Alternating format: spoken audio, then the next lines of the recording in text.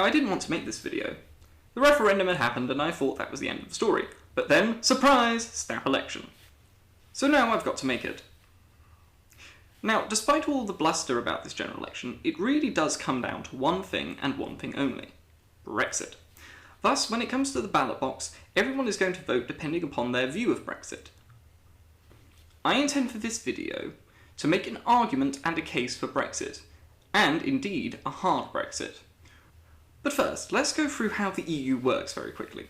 The EU is a trade union, and basically now a political federation, where sovereignty is dispersed and shared by EU institutions and member states. It has of such its own constitution, shared borders and free trade. It also has its own anthem and flag, and it will soon be creating an EU military. So let's start at the bottom. The European Parliament is the EU's lawmaking body. It is directly elected by EU voters every 5 years. The last elections, as stated, were in May 2014. It's comprised of 751 MEPs and the European Parliament President. Now, make a note that the European Parliament cannot actually propose laws or legislation, and any amendments it makes to a bill are only suggestions and can be rejected. The Council of the European Union. Not to be confused with the European Council or the Council of Europe. So what does the Council do? It negotiates and adopts EU laws together with the European Parliament based on proposals from the European Commission. So it seems to act like an upper house of sorts in the Parliament. It coordinates EU countries' policies, develops the EU's foreign and security policy based on European Council guidelines, concludes agreements between the EU and other countries or international organisations, adopts the annual EU budget jointly with the European Parliament. Then we have the European Council, not to be confused with the Council of the European Union or the Council of Europe. It is comprised of heads of EU member states, the European Council President, and the High Representative for Foreign Affairs and Security Policy, basically a glorified Vice President and a Commission member. What does the European Council do?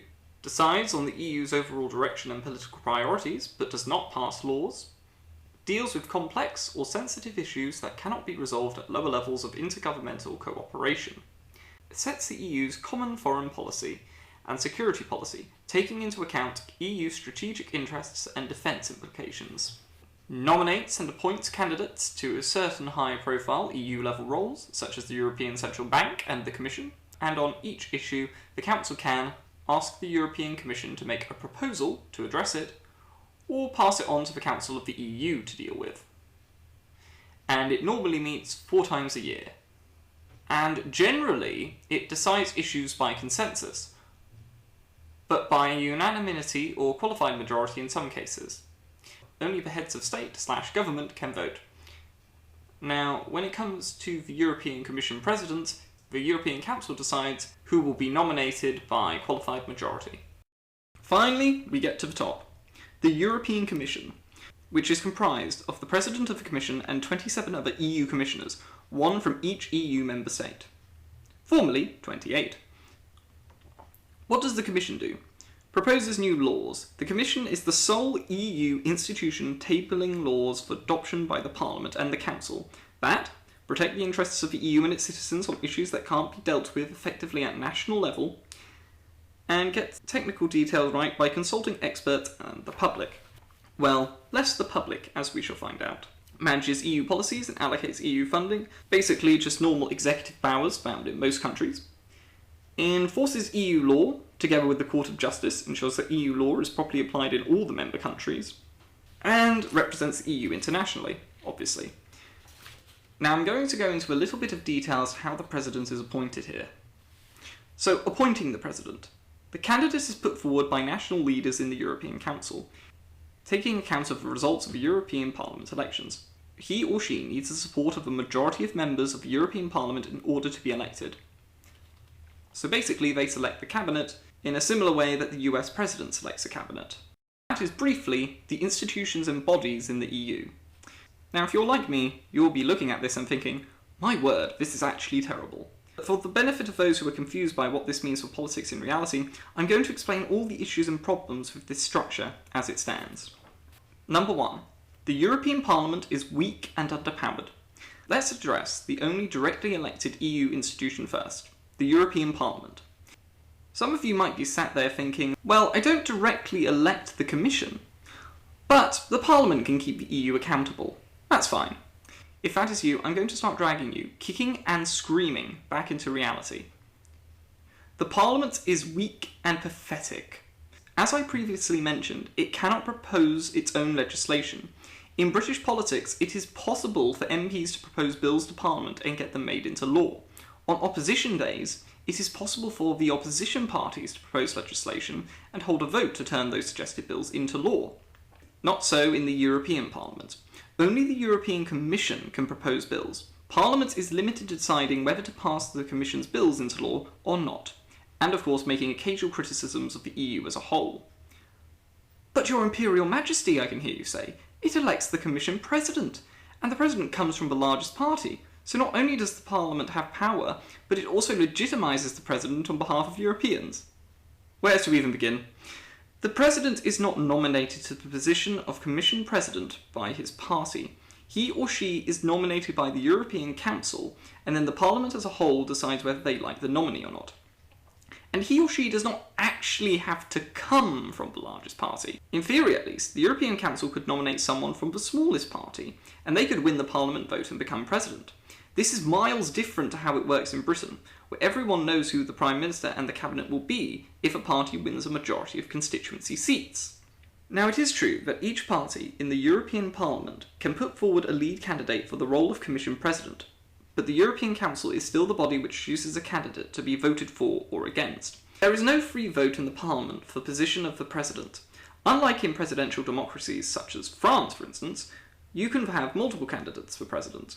Or in British party leadership elections, you can have many different candidates for party leader. The European Parliament has the potential to be made into a powerful democratic body, but at current, its hands are tied behind its back by the system of nominating and electing Commission Presidents and its useless inability to propose legislation. It's not really a parliament, it's a quasi-parliament. And in practice, it just acts as a glorified opinion group. Number 2. The EU Commission is not directly elected by the people of Europe. The Commission President is nominated by the EU Council and then elected by the Parliament as previously discussed. This takes away all accountability from the executive body of the European Union. Because the people do not directly elect the Commission, the President and the other Commissioners do not need to listen to or address popular concerns and problems. No matter how unpopular the actions of the Commission are, they do not need to be scared of the European people. Only the MPs and the majority of leaders in the European Council. To show how important this is, consider Nick Clegg. In 2010, Nick Clegg claimed that the government would fund all university tuition fees in Britain if he was elected. This was the main manifesto promise the Liberal Democrats made, and they captured the young vote with this. However, when Nick Clegg could not deliver on this promise while being in coalition with the Conservatives, the popularity quickly vanished. Come 2015, the Liberal Democrats shrank to a pathetic number of 11 MPs. This is democracy in action. If you make promises you can't or won't keep, you lose office and you are punished by the electorate. This encourages politicians to be responsive and actually listen to the desires of the people and not deceive them. While politicians will inevitably lie, the fact we can punish them ensures they are always careful and makes them depend on producing results and keeping their promises to remain in power, rather than just using sweet words to get a quick vote. Now imagine if Nick Clegg had actually been made Prime Minister of Great Britain, but not because he was elected by the majority of the British people, but instead put into that position by a small group of representatives, one of which was directly elected by us. Would Nick Clegg bother thinking about whether we wanted free tuition fees? Of course not. He would instead appeal directly to that small collective, trying to appease them and try to ensure that they kept him as Prime Minister with favours and gifts. Now, in this scenario, we might be able to express our dissatisfaction with him by electing a representative to the group who hated him. But that would not guarantee his removal, because we are unable to elect the other representatives who could just outnumber our democratically elected representative in votes. This is the exact problem with the Commission, and in particular the President of the Commission. He does not need to heed the wishes of the people, only the wishes of the majority of politicians in the EU Council and the European Parliament. He's not accountable to us, and he doesn't need to address any of our concerns. Now, At this point, some say by staying in the EU we can reform it. Well, that just isn't true. As already stated, the only directly elected body in the EU, the European Parliament, cannot propose legislation. No one can. Only the Commission is able to. And because we cannot directly elect the Commission, we do not have any input in making reforms or laws. Our only hope would be electing MEPs to make laws on our behalf. But they are unable to. We've been locked out of the process. Number 3. The Commission and the EU's power in general is increasing. Power without accountability is dangerous, and historically has been a recipe for tyranny and oligarchy, as well as other disasters. However, for many, the EU Commission seems powerless. To the average citizen, it looks like the UN Security Council, in theory, really powerful, but not really active or able to initiate reforms or laws to enact any considerable change. But the EU is only seeking more power over the nation-states of Europe. The Five Presidents' report, published on June 2, 2015, calls for more monetary powers in the Eurozone and for a European Union Treasury, which will no doubt be operated by an unelected commissioner and other bureaucrats. Now, this would have only affected Britain in a limited manner, as we were and still are not part of the Eurozone. But if we look at the other countries, it is deeply concerning. Historically, every report made by the EU has resulted in a new treaty that has given EU institutions more power, such as the Treaty of Rome. This is particularly troubling. If we consider the cases of Greece and Italy, it is clear by looking at the youth unemployment statistics of both nations that something is rotten in their economies. Both the Greek and Italian governments know they have problems, but are not allowed to fix them by the European Union. The current Greek government was overruled by the EU Commission and Germany on cutting back its austerity measures, so it could try a different economic strategy to attempt and revive the economy. In Italy, inflation is quite high, and economists have suggested deflating the euro in Italy to combat the problem. But the EU has not given Italy permission to do this. Hence, a rising political movement is beginning in Italy demanding withdrawal from the Eurozone. So not only does the Five Presidents' report ask EU members to give more of their sovereignty to an unelected bunch of individuals who don't have to care about their problems, but to also give more power to the same European Union institutions that are keeping them in perpetual poverty by not allowing them to control the euro currency to best help their nations. But it gets worse. During the campaigning leading up to the independence referendum in Britain, the EU was secretly composing plans for the creation of an EU army and military. They intended to keep it secret from the British public until after the referendum, but it obviously got leaked out before then. This should scare everyone. There's an unelected, unaccountable body seeking an army to control on the European continent. We have enough problems trying to stop democratically elected leaders from going into stupid wars. What happens when the leaders are unelected? They'll probably end up using war as a tool for whatever political ends they see fit, similar to how the Argentinian junta invaded the Falklands to distract Argentinians from their crippling poverty. Now, going back to this image of Blair, imagine what he would have done if he had been made Prime Minister for life, and he did not have to worry about the electorate kicking him out of office. He would have probably invaded every country in the Middle East, screaming that there were WMDs hiding behind every Middle Eastern sand dune, and we'd have no way to stop him. Similarly, the European Commission will have its own army to control, and we won't be able to get rid of them, and they would be able to act like an unaccountable Blair. Actually, thinking about it, maybe that's why Blair wanted to be the European Commission president so desperately. Well, anyway, moving on. Number 4. The European Commission, and the EU in general, do not care about the public and are driven by their ideology only.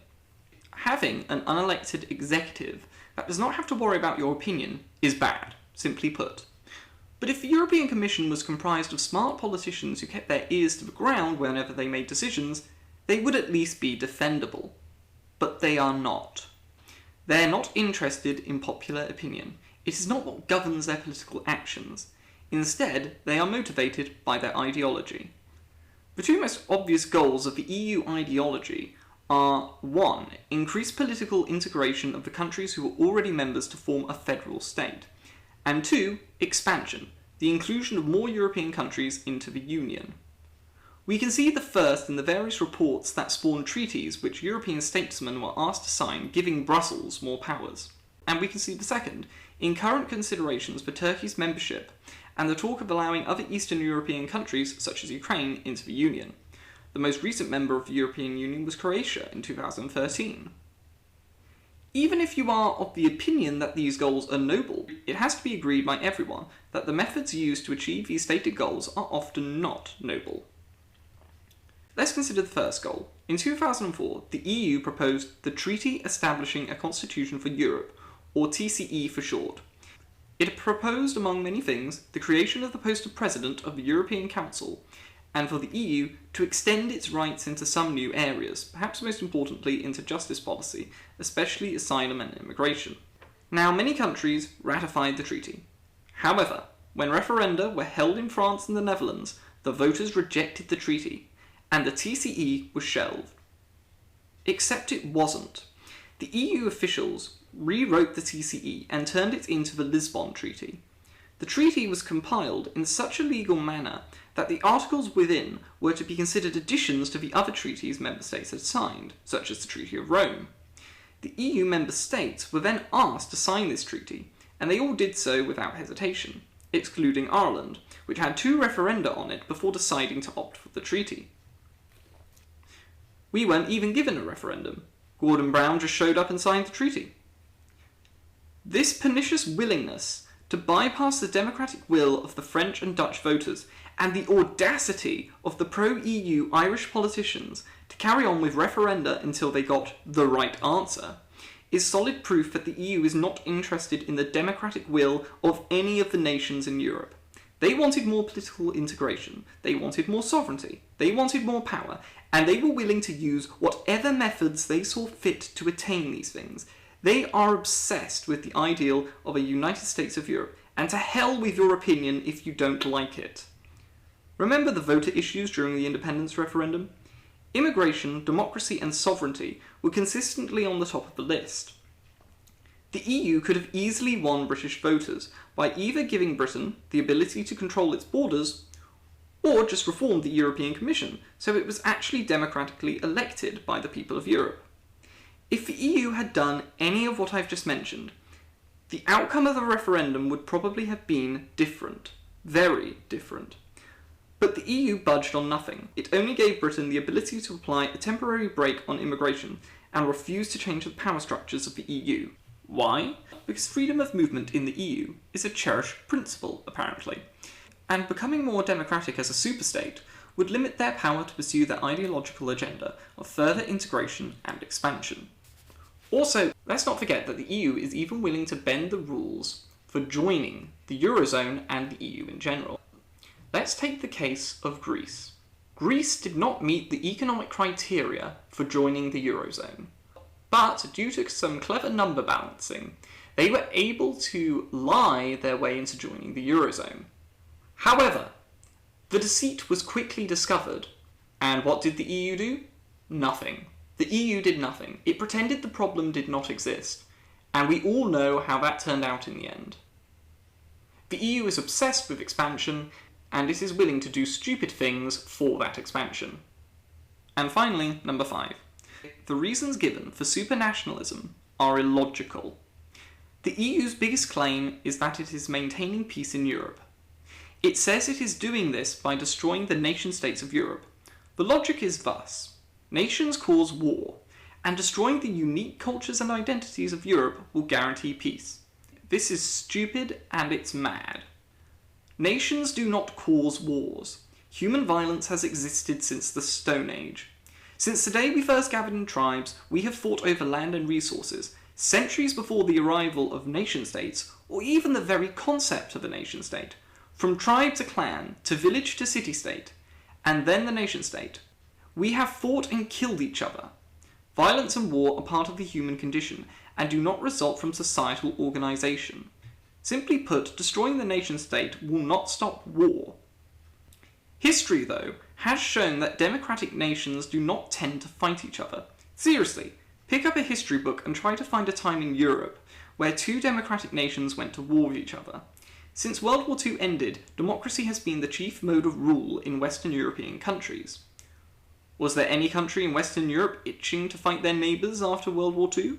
No. They were all trading together and living in fear of a possible war with the Eastern Bloc and the USSR, a collection of anti-democratic states. Destroying the nation-state is simply unnecessary.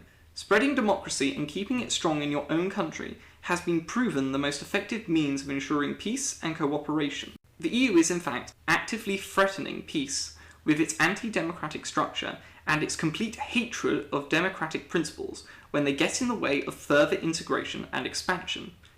And I do not even want to think about what it will do when it gets its own army, which it will be able to use without having to consult the people. This is dangerous. We won't have any control over that army, and we could potentially be the one it points its guns at. With an army, the EU could ensure that no one leaves the Union. I would not put it past EU officials to send troops into an EU member country to try and stop it leaving the European Union, in much the same way that the Soviet Union kept sending forces into Eastern Bloc countries to ensure that they remained loyal. We can't control who gets in charge of the Commission, so we cannot stop a tyrant getting in there who will use the army for nefarious purposes. I can't stress enough how dangerous it is for an anti-democratic body to get its own army. Now, I could go on for ages about the problems with the EU. In particular, I could go on and talk about how destroying the nation-state is a crime, how destroying national cultures is a crime. But that can be left to another video or to another YouTuber. My point and plea is simple. Do not vote for anyone who supports remaining in the European Union. There are plenty of candidates who are against remaining. Vote for them instead. Vote for the Brexiteers. If we remain in the European Union, we cannot guarantee what will happen. When they get their army, we don't know what they will do with it. When something gets in the way of further integration, we don't know how they will try to bypass us. We cannot control anything. And I would go as far as to say, do not even support someone who wants a moderate Brexit. We have seen what the EU is capable of doing. It will use any methods necessary to expand and to encompass the whole of Europe. The only way to guarantee the safety of our democracy, the safety of our people, is to leave entirely. No deal is better than a bad deal, because a bad deal would inevitably mean that they would start trying to pull us back into the fabric of this anti-democratic, supranational monster.